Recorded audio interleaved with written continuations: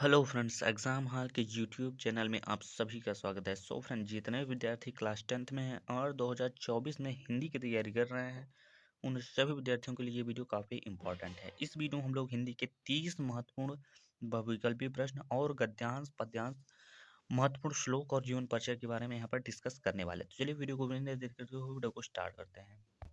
तो यहाँ पर आप लोग देख सकते हैं, आपका है पहला क्वेश्चन और पहला क्वेश्चन काफ़ी ज़्यादा महत्वपूर्ण है। ये कई बार आपके बोर्ड एग्जाम में देखा गया है, पिछले बार भी आया था, ठीक है।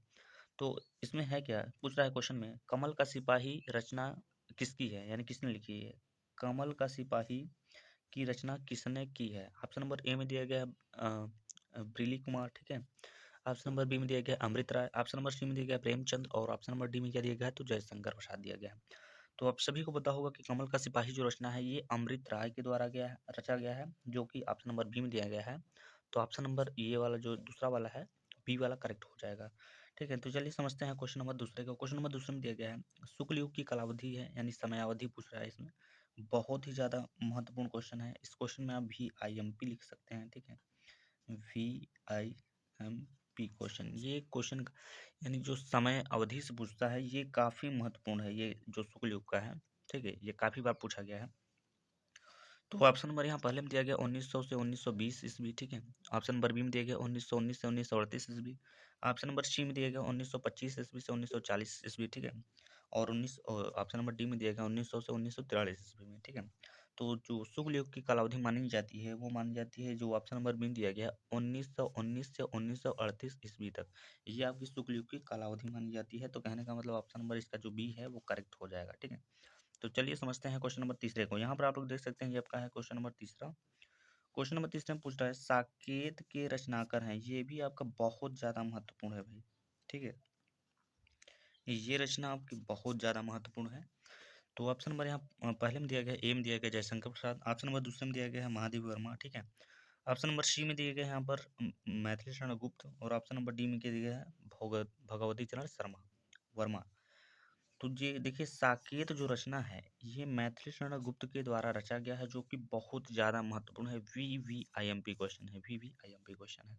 तो चलिए समझते हैं क्वेश्चन नंबर चौथा को। क्वेश्चन नंबर चौथा भी बहुत ज़्यादा महत्वपूर्ण है, क्योंकि ये क्वेश्चन एकदम ट्रेंडिंग में है भाई, एकदम। तो ये क्वेश्चन भी आप VIMP में लिख सकते हो, ठीक है। क्वेश्चन में क्या पूछ रहा है, लहरों के राजहंस के लेखक हैं, यानी लहरों के राजहंस जो रचना है उसके लेखक कौन है। तो ऑप्शन नंबर ए में दिया गया धर्मवीर भारती।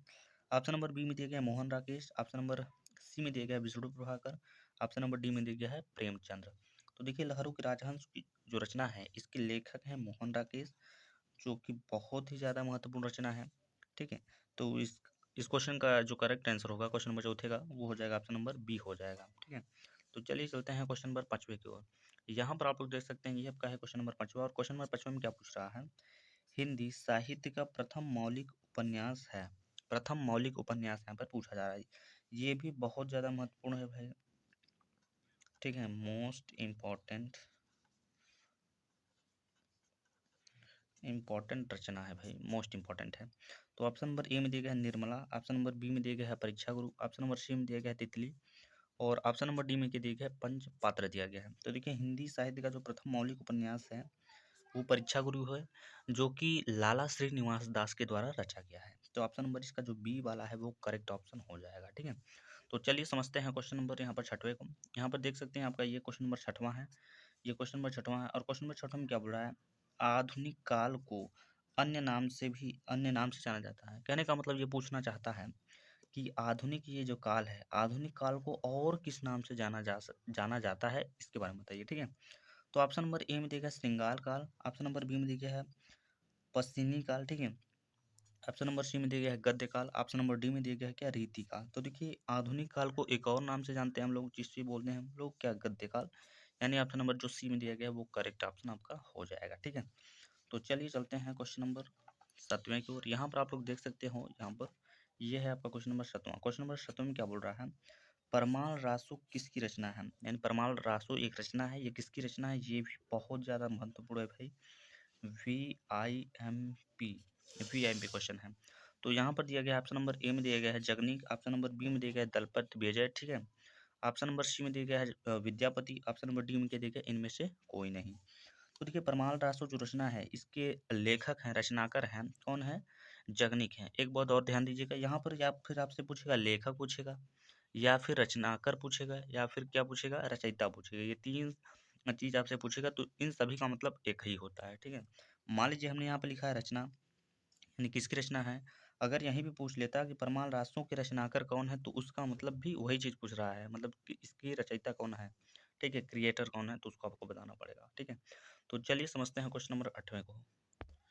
तो यहाँ पर देख सकते हैं ये आपका है क्वेश्चन नंबर 8वां। क्वेश्चन नंबर 8वां में क्या पूछ रहा है? अखराउट के रचनाकर हैं। ऑप्शन नंबर ए में दिया गया है जायसी, ऑप्शन नंबर बी में दिया गया है यहाँ पर संत कबीर, ऑप्शन नंबर सी में दिया गया है जगन्नाथ दास, ऑप्शन नंबर डी में क्या दिया गया है? घनानंद।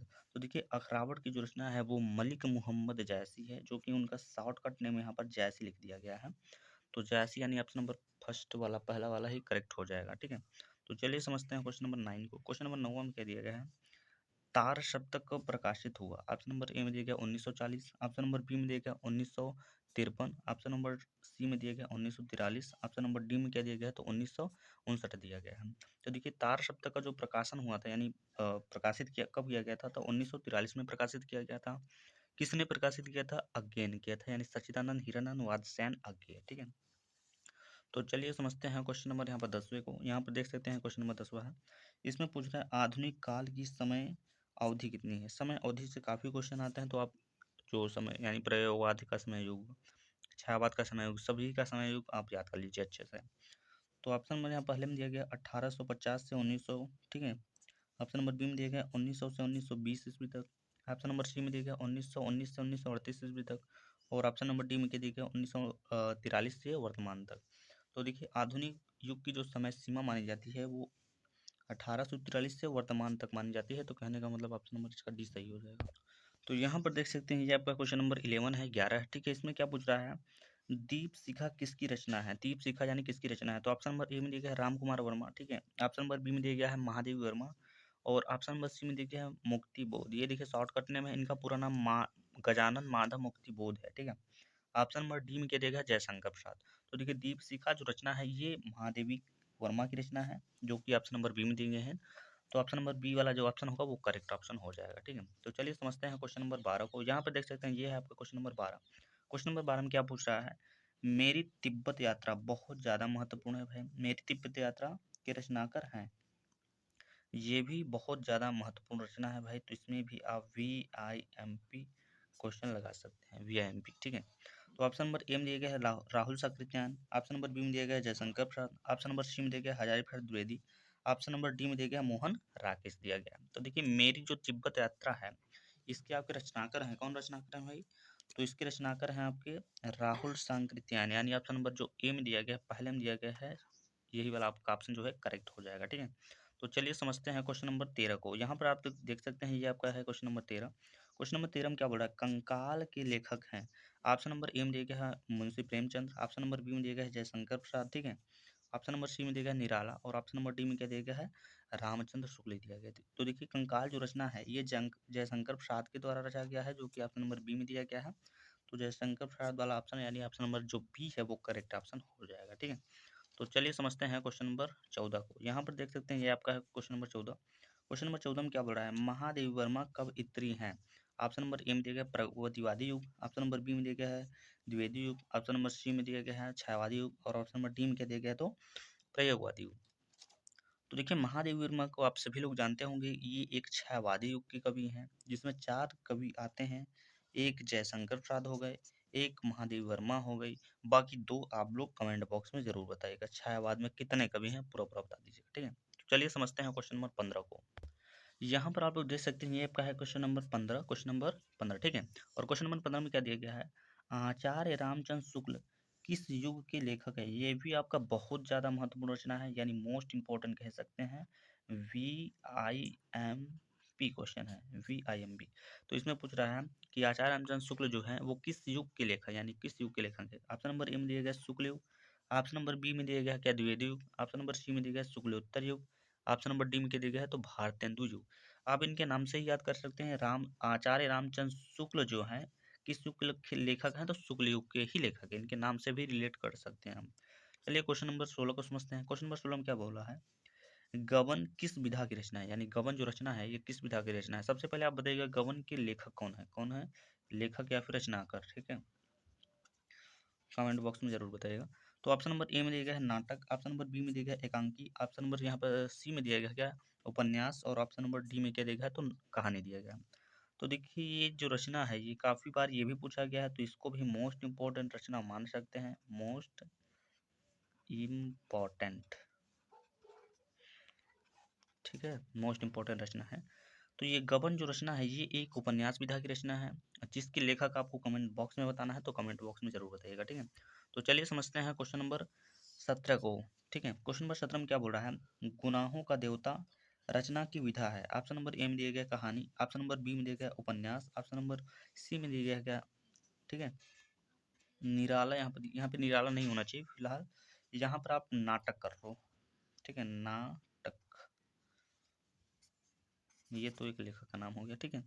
ऑप्शन नंबर डी में क्या दिया गया है, तो एकांकी दिया गया है।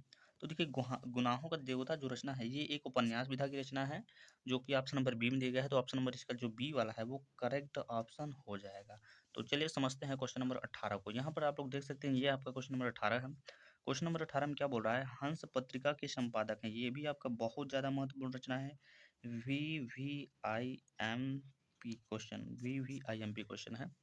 तो ऑप्शन नंबर ए में दिया गया है Munshi Premchand, option number B में दिया गया है Jaishankar Prasad, option number C में दिया गया है निराला, और ऑप्शन नंबर डी में क्या दिया गया है, तो महादेवी वर्मा दिया गया है। तो देखिए हंस पत्रिका के जो रचनाकार हैं वो है मुंशी प्रेमचंद्र हैं, यानी ऑप्शन नंबर इसका पहला वाला ए वाला करेक्ट ऑप्शन हो, ठीक है। तो चलिए समझते हैं क्वेश्चन नंबर 19 यानी 19 को। यहाँ पर आप लोग देख सकते हैं ये आपका है क्वेश्चन नंबर 19, और क्वेश्चन नंबर 19 में क्या पूछ रहा है आकाशदीप के लेखक हैं। ऑप्शन नंबर ए में दिया गया है अमरकांत, ऑप्शन नंबर बी में दिया गया है क्या आचार्य Ramchandra Shukla, option number C में दिया गया है क्या Jaishankar Prasad, option number D में दिया गया है निराला। तो देखिए आकाशदीप जो है एक रचना बहुत ज़्यादा महत्वपूर्ण रचना है, ये काफ़ी बार आया गया है। तो VIMP क्वेश्चन इसको भी बना सकते हैं, ठीक है। तो आकाशदीप जो रचना है ये जयशंकर प्रसाद की रचना है, बहुत ज़्यादा महत्वपूर्ण है, ये काफ़ी बार पूछा गया है, ठीक है। तो इसको अच्छे से नोट कर लीजिएगा। तो चलिए समझते हैं क्वेश्चन नंबर 20 को। यहाँ पर देख सकते हैं ये आपका है क्वेश्चन नंबर 20, और क्वेश्चन नंबर 20 में क्या बोला है रामचंद्रिका रचना है, यानी रामचंद्रिका किसकी रचना है। तो ऑप्शन नंबर यहाँ पर पहले में दिया गया है, यानी ए में दिया गया है Keshav Das, option number A में दिया गया है Keshav Das, option number B में दिया गया है बिहारी लाल, ठीक है, ऑप्शन नंबर सी में दिया गया है घनानंद, ऑप्शन नंबर डी में क्या दिया गया है, तो भूषण दिया गया है। तो देखिए रामचंद्र का जो रचना है ये केशव दास की रचना है, जो कि बहुत ज़्यादा महत्वपूर्ण रचना है। इस वीडियो में मैंने जितने क्वेश्चन लिए सब जो है अच्छे वाले क्वेश्चन हैं, जो आपके बोर्ड एग्जाम में कई बार आ चुके हैं या फिर आएंगे भी इस बार, ठीक है। तो इन सभी को अच्छे से पढ़ लीजिएगा। तो चलिए समझते हैं क्वेश्चन नंबर 21 को। यहाँ पर देख सकते हैं ये आपका है क्वेश्चन नंबर 21, और क्वेश्चन नंबर 21 में क्या बोल रहा है, क्वेश्चन नंबर 21 में बोल रहा है मैला आंचल के रचनाकर हैं, ठीक है, क्या बोल रहा है मैला आंचल के रचनाकर हैं। ऑप्शन नंबर ए में दिया गया Keshav Das, option number B में दिया गया Mohan Rakesh, option number C में दिया गया भरीश्वर नाथ रेणु, और ऑप्शन नंबर डी में क्या दिया गया है, तो जयशंकर प्रसाद दिया गया है। तो देखिए मैला आंचल जो रचना है ये फणीश्वर नाथ रेणु के द्वारा रचा गया है, जो कि VIMP क्वेश्चन है, वेरी इंपॉर्टेंट क्वेश्चन, ठीक है। तो चलिए समझते हैं क्वेश्चन नंबर 22 को। तो यहाँ पर देख सकते हैं ये क्वेश्चन नंबर 22, और क्वेश्चन नंबर 22 में क्या पूछ रहा है करुण रस का स्थायी भाव। मैंने बोला था आपको जितने भी स्थायी भाव जितने रस होते हैं उन सभी का आप लोग स्थायी भाव याद कर लीजिए, क्योंकि एक दो आपको स्थायी भाव यहाँ पर देखने को मिलेगा आपके बोर्ड एग्जाम में, ठीक है। तो देखिए करुण रस, जिसने करुण रस के बारे में थोड़ा बहुत पढ़ा होगा वो तो टिक लगा ले जाएगा। तो ऑप्शन नंबर यहाँ पर दिया गया हमसे पूछा है करुण रस का स्थायी भाव, यानी करुण करुण रस जो है उसका स्थायी भाव क्या होता है। तो ऑप्शन नंबर ए में दिया गया है रति दिया गया है, ऑप्शन नंबर बी में दिया गया है शोक दिया गया है, ऑप्शन नंबर सी में दिया गया है हास दिया गया है, और ऑप्शन नंबर डी में क्या दिया गया है निर्वे क्या बोलते हैं निर्वेद, ठीक है। तो देखिए करुण रस का जो स्थायी भाव होता है वो होता है शोक होता है, क्योंकि करुण का मतलब होता है रोना विलाप करना चिल्लाना, इससे संबंध रखता है, ठीक है। आप सभी ने पढ़ा होगा उसका परिभाषा और उसका एग्जाम्पल, तो आप वहाँ से अच्छे से याद कर सकते हैं। तो ऑप्शन नंबर इसका जो बी वाला है वो करेक्ट ऑप्शन हो जाएगा। तो चलिए समझते हैं क्वेश्चन नंबर 23 को। क्वेश्चन नंबर 23 में क्या बोला है लता भवन को प्रगट भय, ठीक है, तेहि अवसर दोहु भाई, निकसे जन जन विमल बिंदु, जलज पलट, ठीक है, पटल बिलगाई। इसमें क्या पूछ रहा है में अलंकार है, यानी इस पंक्ति में जो है इसमें कौन सा अलंकार है। ऑप्शन नंबर ए में दिया गया उपमा, उपमा अलंकार। ऑप्शन नंबर बी में दिया गया रूपक अलंकार। ऑप्शन नंबर सी में दिया गया उत्प्रेक्षा अलंकार। ऑप्शन नंबर डी में क्या दिया गया अनुप्रास अलंकार। तो देखिए इसमें आपने अगर ध्यान दीजिए इसको, यहाँ पर देखा जाए तो यहाँ पर लिखा है जनु जन, और मैंने एक आपको ट्रिक बताया है, जहाँ आ जाए जनु आ जाए, मनु आ जाए, जनहू आ जाए, मनहू आ जाए, वहां पर एक ही अलंकार होता है, वो होता है उत्प्रेक्षा अलंकार। ठीक है, यानी ऑप्शन नंबर इसका जो सी वाला है वो करेक्ट ऑप्शन हो जाएगा। तो चलिए समझते हैं क्वेश्चन नंबर 24 यानी 24 को।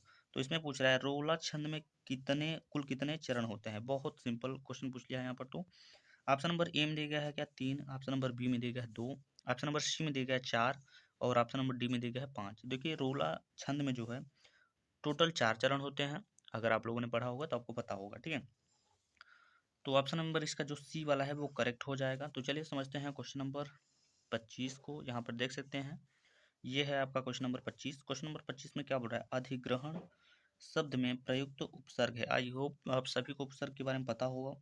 उपसर्ग एक नंबर का कन्फर्म रहता है, 100% आएगा, हर साल आता है, इस साल भी आएगा, अगले साल भी आएगा। ठीक है, तो सबसे पहले आपको पता होना चाहिए कि उपसर्ग कहते किसे हैं। अब उपसर्ग उसे बोलते हैं जो शब्द के प्रारंभ में होते हैं। जैसे कि मान लीजिए एक शब्द है ग्रहण, ग्रहण के आगे क्या लगा है, अधि लगा है, तो यही हमारा क्या हो गया, यही हमारा हो गया उपसर्ग हो गया। ठीक है, क्या हो गया भाई, उपसर्ग हो गया। तो उपसर्ग हमारा क्या है, अधि है। अब चेक कर लेते हैं अधि किस ऑप्शन में दिया गया, तो ऑप्शन नंबर हमारे बी में अधि दिया गया है, तो अधि यानी ऑप्शन नंबर जो बी वाला है वो करेक्ट ऑप्शन हो जाएगा। तो चलिए समझते हैं यहाँ पर क्वेश्चन नंबर 26 को। क्वेश्चन नंबर 26 में क्या बोल रहा है, प्रत्यय के कितने भेद होते हैं। वेरी मोस्ट इंपॉर्टेंट क्वेश्चन है भाई, पिछले साल क्वेश्चन ये आया है, वेरी मोस्ट इंपॉर्टेंट क्वेश्चन। तो यहाँ पर पूछ रहा है प्रत्यय के कितने भेद होते हैं। तो ऑप्शन नंबर ए में दिया गया है 2, ऑप्शन नंबर बी में दिया गया है 3, ऑप्शन नंबर सी में दिया गया है कितना 4 और ऑप्शन नंबर डी में दिया गया है कितना 1।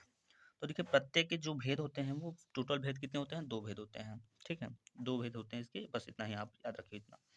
तो चलिए समझते हैं क्वेश्चन नंबर 27 को। यहाँ पर देख सकते हैं ये आपका है क्वेश्चन नंबर 27, और क्वेश्चन नंबर 27 में आपसे पूछ क्या रहा है, इत्यादि में प्रयुक्त संधि है।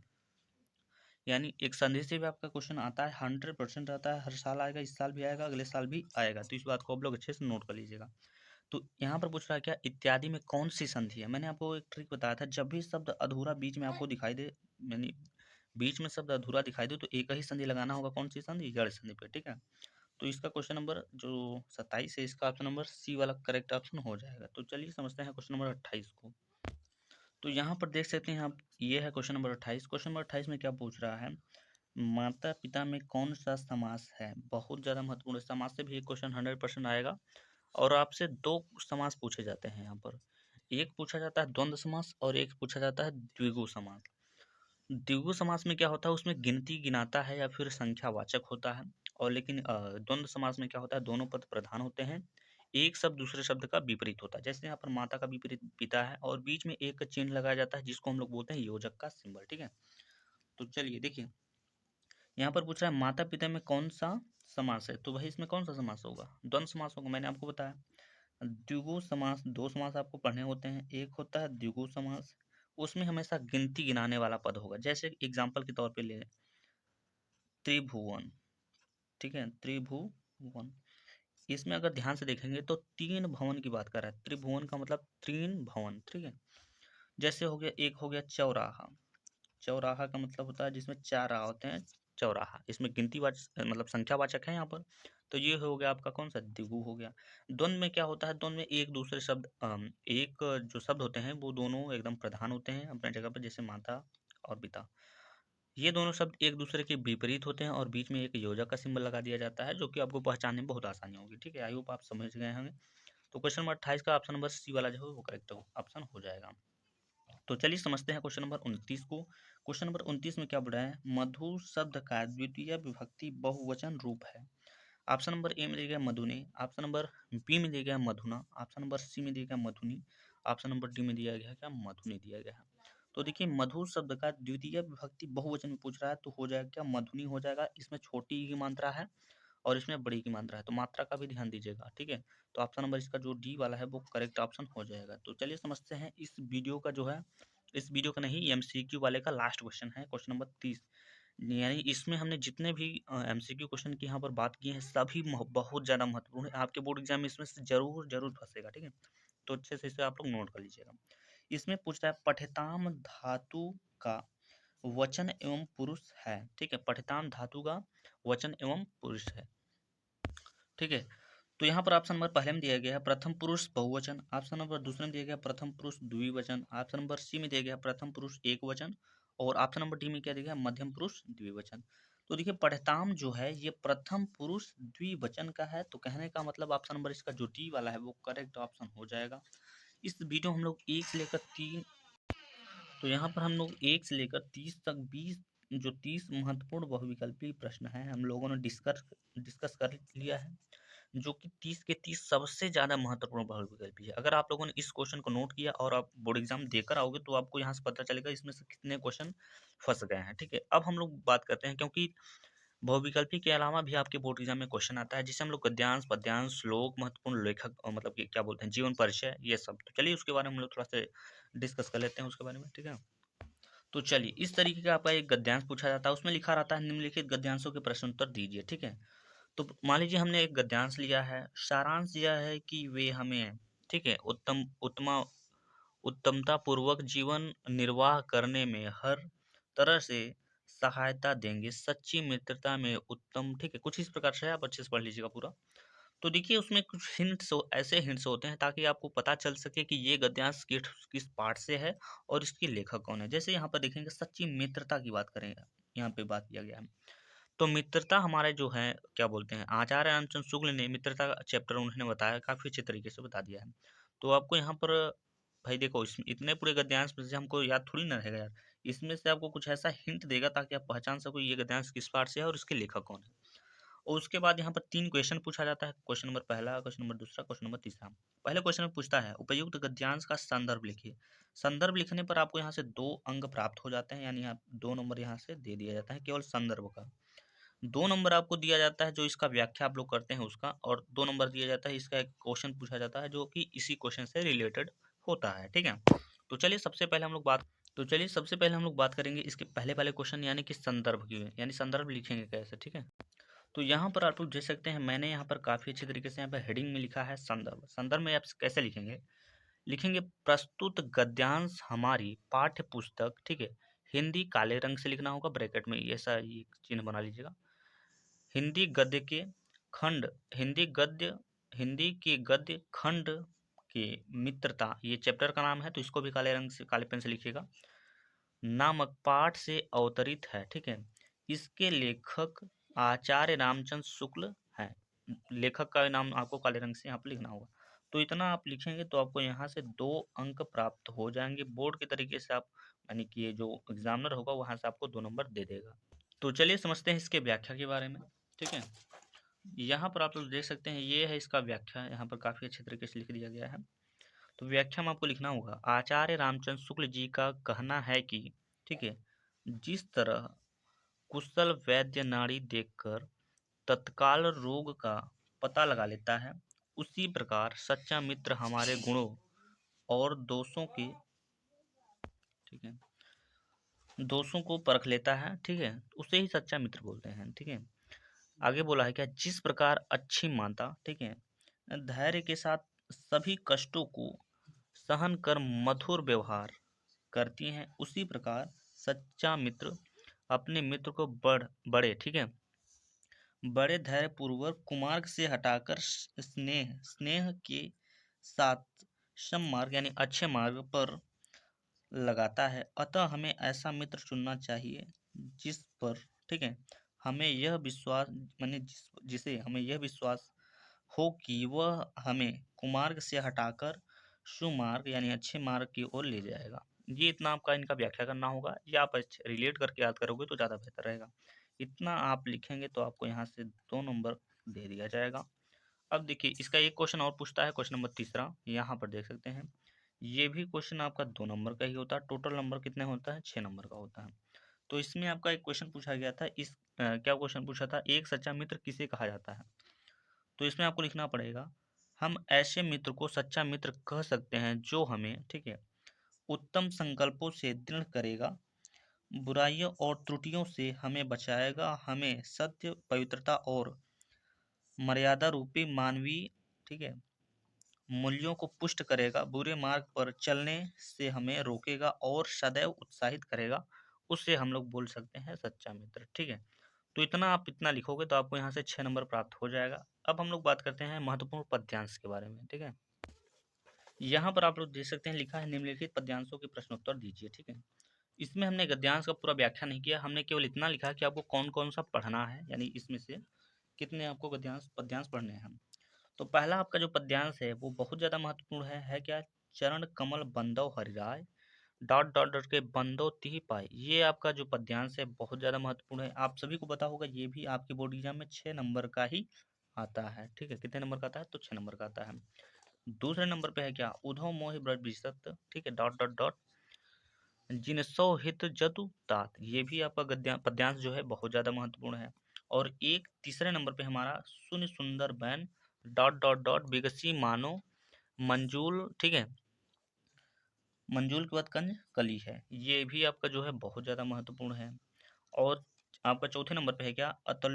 अतुलनीय जिसके प्रताप, ठीक है, डॉट डॉट जिनका विजय घोष रण गर्जन। ये भी आपका बहुत ज़्यादा महत्वपूर्ण आपका एक पद्यांश है, आप अच्छे से पढ़िएगा ताकि आपका जो 6 नंबर यहाँ से भी अच्छे से प्राप्त हो सके। उसके बाद अगला वाला जो हमारा है 5वां नंबर पे, निर्गुण कौन देश कौन वासी डॉट डॉट डॉट सुर सबय, ठीक है, मति नासे। ये आपके यहाँ पर 5 मैंने पद्यांश लिए हैं जो कि बहुत ज़्यादा महत्वपूर्ण है। VIMP पद्यांश है, इसको आप अच्छे से पढ़ लीजिएगा पूरा टोटल जो, ताकि आपको यहाँ से पूरा अच्छे से 6 नंबर में 6 नंबर पूरा मिल सके। ठीक है, तो चलिए अब हम लोग बात करते हैं महत्वपूर्ण श्लोक के बारे में। यहाँ पर देख सकते हैं, यहाँ पर लिखा है महत्वपूर्ण श्लोक के बारे में। ठीक है, श्लोक का मतलब श्लोक में आपको कौन कौन सा श्लोक पढ़ना होगा, तो मैंने यहाँ पर 1 2 3 श्लोक लिया है जो कि सबसे फेमस श्लोक है। ये श्लोक आपके दो तरीके से पूछते हैं। एक श्लोक आपके बोर्ड एग्जाम में आएगा, कहेगा इसका अनुवाद कीजिए। मान लीजिए आपको यहाँ पर ये वाला श्लोक आ गया, कहेगा इसका अनुवाद करिए, तो जो अनुवाद करने को मिलता है वो आपका 5 नंबर का होता है। ठीक है, तो उसका अनुवाद में कभी आप लोग कमेंट बॉक्स में बताइएगा, उसका हम अनुवाद बता देंगे आपको। ठीक है, तो यहाँ पर दिया गया बंधनम रणम वापी जय वापी पराजय पराजय। ठीक है, उभयत्र समो वीरः वीरभावे ही वीरता। ये बहुत ज़्यादा महत्वपूर्ण आपका जो श्लोक है। और दूसरे नंबर पे है ये वाला, सर्वे भवन्तु सुखिनः। ये तो काफ़ी एकदम ट्रेंडिंग में रहता है भाई। सर्वे भवन्तु सुखिनः सर्वे सन्तु निरामयाः सर्वे भद्राणि पश्यन्तु मा कश्चित् दुःखभाग् भवेत्। तीसरे नंबर पे है क्या? मानव हित्वा प्रियो भवति क्रोध हित्वा न शोचति कामम हित्वार्थवन भवत लोभ हित्वा सुखी भवेत्। ठीक है, तो ये आपके 3 जो महत्वपूर्ण श्लोक हैं ये बहुत ज़्यादा महत्वपूर्ण है। ये अगर आप इसे आप खुद से लिखोगे तो इसका 2 नंबर मिलेगा, क्योंकि आपके बोर्ड एग्जाम में आता है लिखने के लिए, जो कि इस प्रश्न पत्र में नहीं आया है, तो उसका आपको 2 नंबर मिलेगा। अगर इसका आप अनुवाद लिखते हो, मान लीजिए ये वाला आपका आ गया और इसका आप अनुवाद करते हो, तो यहाँ से आपको 5 नंबर दे दिया जाएगा। तो यहाँ पर 2 तरीके का यहाँ पर क्वेश्चन पूछा जाता है। ठीक है, तो चलिए अब हम बात करते हैं कौन से लेखक और जीवन पर, मतलब कौन सा जीवन परिचय हम लोग याद करें, यानी गद्यांश में से कितने याद करें, पद्यांश में से कितने याद करें। तो चलिए इसको भी समझ लेते हैं। यहाँ पर आप लोग देख सकते हैं, यहाँ पर लिखा है महत्वपूर्ण लेखक जीवन परिचय, यानी गद्यांश में कितने याद करने पड़ेंगे। तो गद्यांश में आपको 2 ही जीवन परिचय याद करना पड़ेगा। एक है आचार्य रामचंद्र शुक्ल जो कि 5 नंबर का, सभी को पता होगा 5 नंबर का जीवन परिचय आता है। दूसरे नंबर पर है जयशंकर प्रसाद।